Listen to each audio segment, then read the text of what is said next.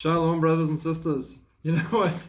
I really love it when I run into a headline, specifically with an evil organization that I link to the beast system in my brain, like the UN, and they use words like apocalyptic or once in 1,000 years or biblical. So this one was just fun to jump out at me.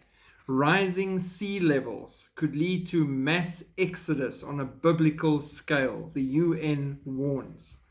Even if global heating, it was cooling, then it's heating, is limited to 1.5 degrees Celsius, Guterres said, there will be a sizable sea level rise.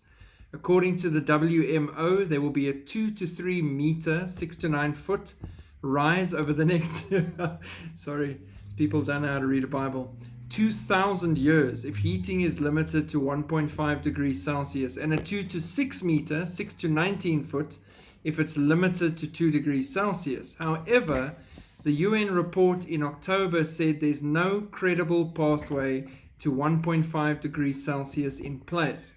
In fact, current national targets, if met, would mean 2.4 degrees rise in temperature.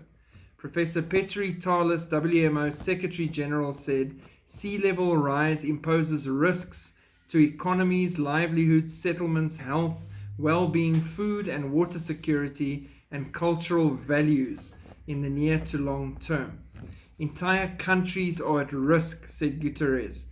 Bangladesh, China, India, the Netherlands, and it threatens life and endangers access to water, food, and healthcare. The problem is a multiplier, and the threat is creating new sources of instability and conflict, because we don't have enough of that already. Among cities at risk is Denmark's capital, Copenhagen, and then the World Meteorological Organization says global average sea levels have risen faster since 1900 than the previous century in the previous 3,000 years. Good thing we had scientists around for that. Guterres mentions Buenos Aires and Santiago amongst the cities in danger facing the consequences of these rising seas.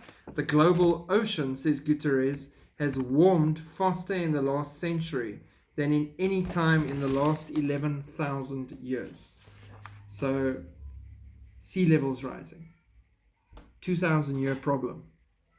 I'm working on weeks, days, months, and then a 7-year cycle, and then I know a guy, Noah guy, not that Noah, but I know a guy who's going to fix everything, and only those who are called by his name and are his sheep will get to see that.